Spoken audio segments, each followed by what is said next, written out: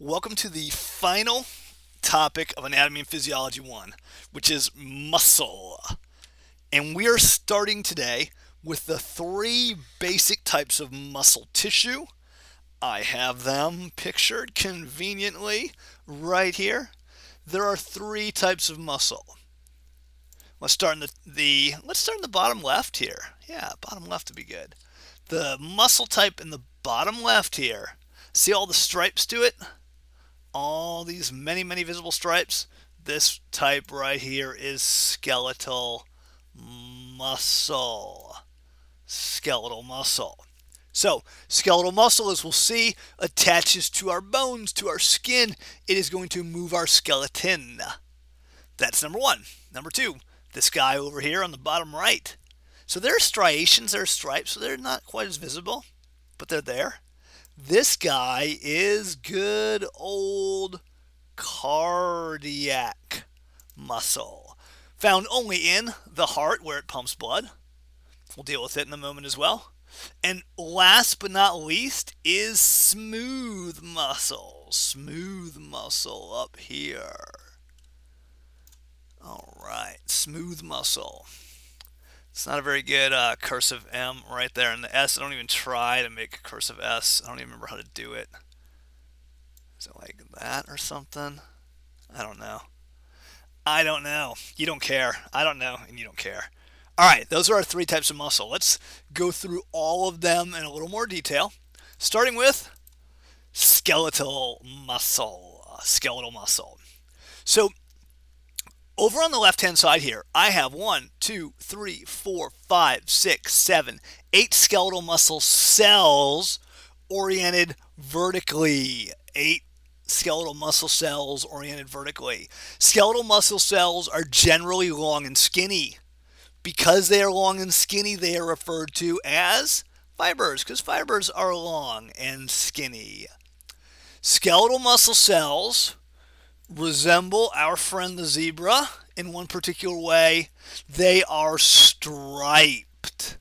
So stripes on a zebra, stripes on a skeletal muscle cell. We can see all these stripes in there. Better word for stripes is striations. The striations in the skeletal muscle cell are due to the overlap of two contractile proteins called actin and myosin.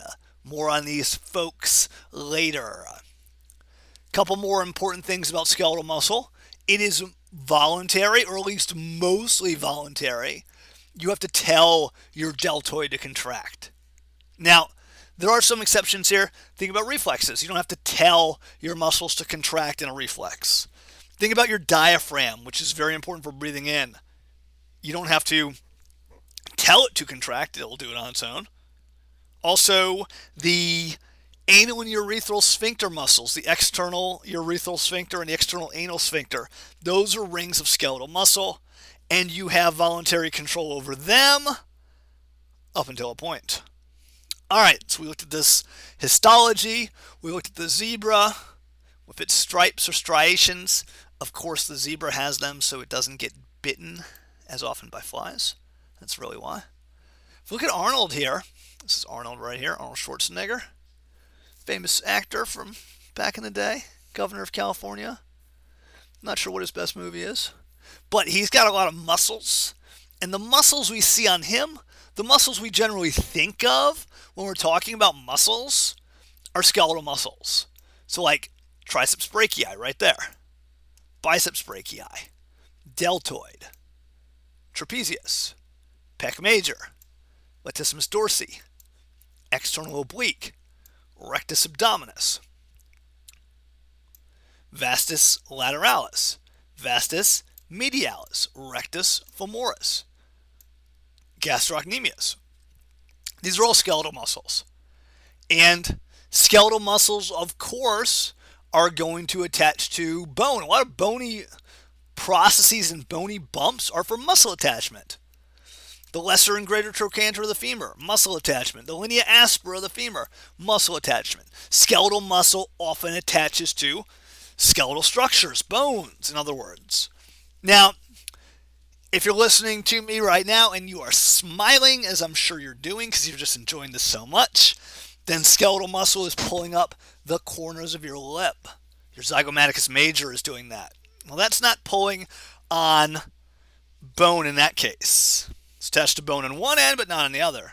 Likewise, if you're rolling your eyes as you hear me talk about things and try to make jokes, well, skeletal muscles grab onto your eyes, but your eyes aren't made of bone. So, bear that in mind that there are some exceptions. All right, let's briefly introduce ourselves to cardiac muscle. Cardiac muscle, of course, is found in this thing, in the heart, in the ventricles, in the atria of the heart. They will all have cardiac muscle. Cardiac muscle is our second most delicious muscle tissue after skeletal. Skeletal, far and away, is the best. Cardiac is number 2. Skeletal muscle cells are sometimes called fibers, but they really shouldn't be because they're not long and skinny, they're short and fat. Now, I can still see my striations. Striations are evident. I can see some striations right here, right in here. I'll just color all of them up. That'll help. I can see striations down here, going across like this, but they're not as like jump out of the screen evident as the skeletal muscle ones are. Now, because we have striations, that means we have overlapping contractile proteins, and those, of course, are actin and myosin. All right. Another thing that cardiac muscle cells have that is unique to them are these things called intercalated discs. Intercalated means stuck in between. And this is an intercalated disc, this red guy right here. This little red line down here is an intercalated disc. I'm going to circle 2 right here. Intercalated discs anchor cardiac muscle cells together in 2 ways. They are made of 2 things. They have gap junctions, which connect cells electrically. The gap junctions ensure that the cells, the muscle cells of the heart, work as a big unit rather than millions of discrete individuals. Also in the intercalated disc is another type of cell-to-cell connection, desmosomes. Desmosomes anchor cardiac muscle cells together very strongly so that they do not come apart during contraction. All right, lastly, of course, cardiac muscle is involuntary. Involuntary.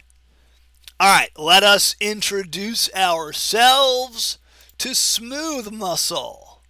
Smooth muscle is going to have fibers in it. Although they're not super long, they're called fibers. The smooth muscle fibers are smooth. What that means is that they lack striations.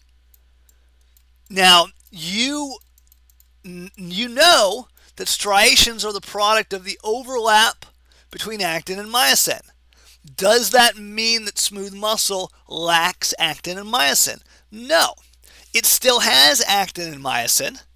It's just arranged in a different way. So it still has contractile proteins. It can still contract, but it doesn't have the same overlapping, repeating pattern. All right, smooth muscle is involuntary. We do not exert conscious control over it. It is found in many organs.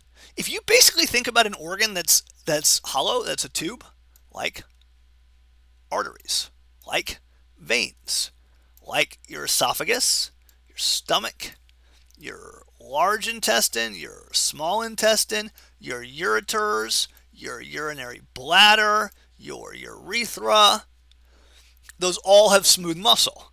The airways in your lungs have smooth muscle.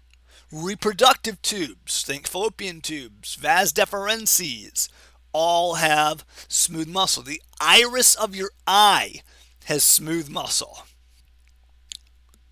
So, found in lots of places, involuntary. All right, with that, that'll do it for muscle mini lecture number 1.